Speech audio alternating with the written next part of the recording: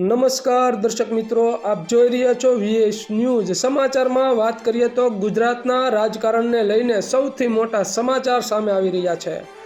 રાજુલાના પૂર્વ ધારાસભ્ય અમરીશ ડેરે આજરોજ કમલમ ખાતે કર્યો કેસરીયો ધારણ। સીઆર પાટીલના વરદ હસ્તે પહેરાવવામાં આવ્યો કેસરીયો અને ખેસ પહેરાવી અમરીશ ડેરને આવકાર્યા હતા।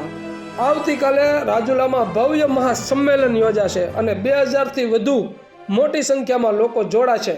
તો આવા અવનવા સમાચારો જોવા માટે જોતા રહો વીએસ ન્યૂઝ રાજુલા।